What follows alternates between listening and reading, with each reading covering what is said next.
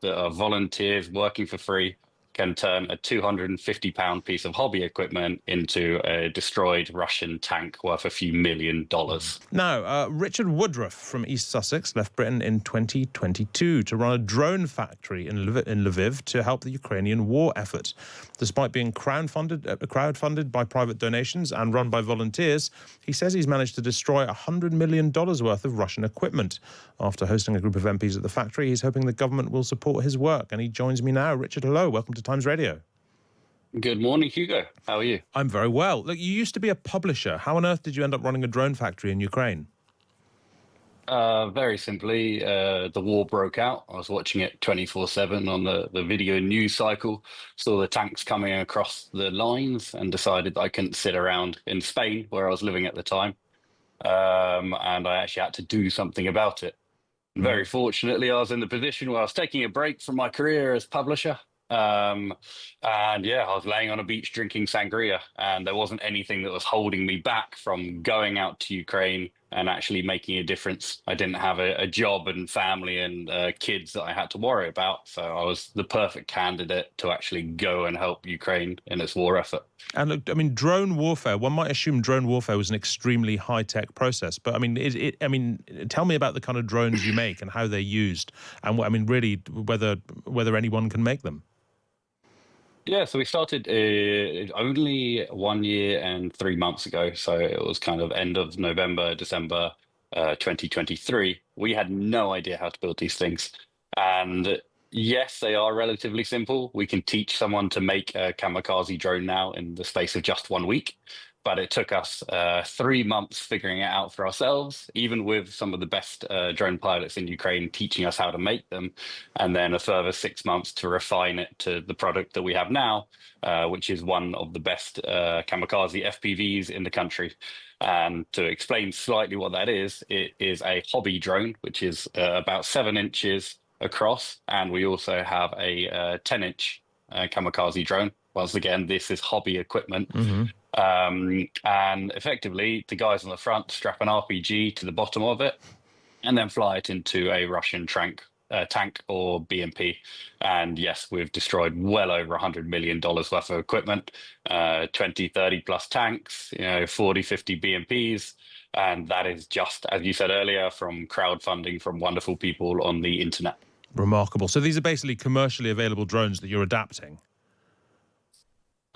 They are, yeah, they're just hobby drones, commercially available, but it's a completely different thing. It's not like buying a Mavic, a DJI product that you would have seen, millions of them flying around taking these scenic shots. Instead, these were always like hobby play drones. So these are the kind of things that they would do tricks with and stuff like that.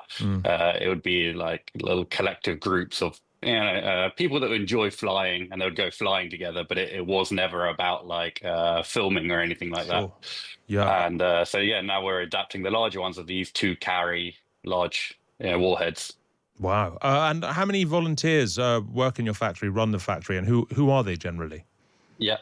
We have one main guy, that's German Tim Chick. He's the head engineer. He is the one that we started it with back in November, December last year. And we have had, 30, 40 international volunteers from pretty much every single country that you could imagine come help us out. They leave their job for, a month at a time, or they use their couple of weeks of holiday, come out here and help us to build kamikaze drones. And we also have a local team of Ukrainians here. But yeah, at the moment, we have about 10, 15 foreign volunteers. But I'm hoping with UK government funding, I can get those extra 10 volunteers that are begging me every day saying, please, Rich, can we come to the factory and help you build drones? But right now I can't because we don't have the money for the parts. And look, tell me a bit about what life is like in Lviv and how the Ukrainian war effort is going and how it's felt over the last week as kind of the whole sort of international picture has changed so dramatically. Yeah, every foreigner is depressed about the news coming out of Trump, but the Ukrainians understand that this is just another part of the news cycle and that they've been doing this for 11 years now. And Trump saying X, Y, or Z isn't going to change anything. It's his actions that he takes, and until he completely pulls support for Ukraine, then we really have to worry. But at the moment, it seems his crazed words have just got the Europeans to take a bit more action and realize that they can't rely on the United States of America. Yeah, look, finally, Richard, you had a visit from a cross-party group of MPs last weekend. What are you asking for from the government now? Very simply, £250,000 every month. I know that may sound like a lot, but when you're talking in the accounts of billions of dollars that the UK government is now going to be spending on defence of Europe and Ukraine, it is a very, very small figure. And we have already proven that us, the drone factory, that are volunteers working for free, can turn a £250 piece of hobby equipment into a destroyed Russian tank worth a few $1 million. Yeah, indeed. Richard Woodruff, thank you very much indeed. Great pleasure to speak to you. And I said, can we send out an email to everyone just saying, what did you get done last week? And the president said yes, so it did that. We got a partial response. You're willing to make? Well, I'm not going to make security guarantees beyond very much. We're going to have Europe do that because it's in, we're talking about Europe as their next door neighbor.